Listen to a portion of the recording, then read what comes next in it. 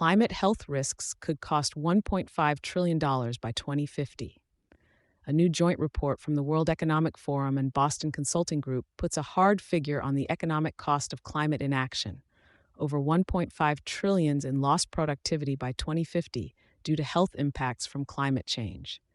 The analysis, focusing on key sectors such as agriculture, construction, and healthcare, underscores a growing reality.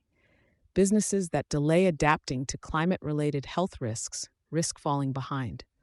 The food and agriculture sector could take the heaviest hit, with losses projected at $740 billion as extreme heat, disease outbreaks, and labor disruptions strain already fragile food systems.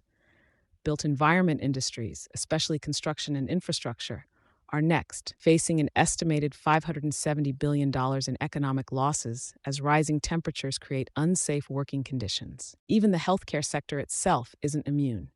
With growing demand due to climate-driven diseases, the sector stands to lose $200 billion as its own workforce becomes increasingly vulnerable to environmental health risks. This paradox places health systems under strain just as their services are needed most. While the $1.5 trillion estimate doesn't account for all sectors, insurance could soon be a major player. Rising claims from climate health impacts could force a rethink of underwriting models and reshape how risk is calculated across industries. The message is clear. Adapting health systems and protecting workers is no longer an ethical side note. It's a strategic and financial imperative. As World Economic Forum's Eric White points out, treating worker health separately from business continuity is no longer viable in today's climate reality. Global disparities expose supply chain risks and investment needs. The report highlights regional health vulnerabilities, especially in Africa, not just as humanitarian concerns, but as signals of larger systemic risk. Sub-Saharan Africa, home to 94% of global malaria cases, has seen a 63% increase in zoonotic diseases over the past decade.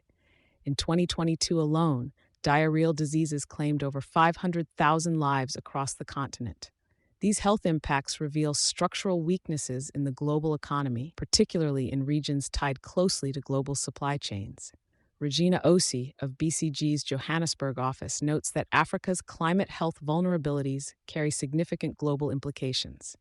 Limited adaptive capacity means that supply disruptions, labor shortages, and health emergencies in one region can quickly cascade across borders, impacting multinational operations and trade flows. The upcoming B20 summit in South Africa presents a chance to realign private capital toward resilient health systems in high-risk regions. The potential returns are both financial and strategic. Investing where climate health needs intersect with global supply dependencies helps shore up business continuity in an unpredictable future. Innovation is part of the solution.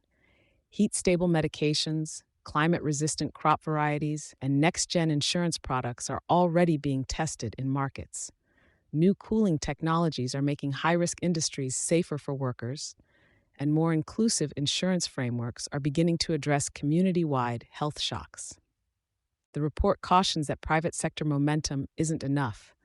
Policy action, better data integration, and new financing mechanisms are needed to scale proven solutions.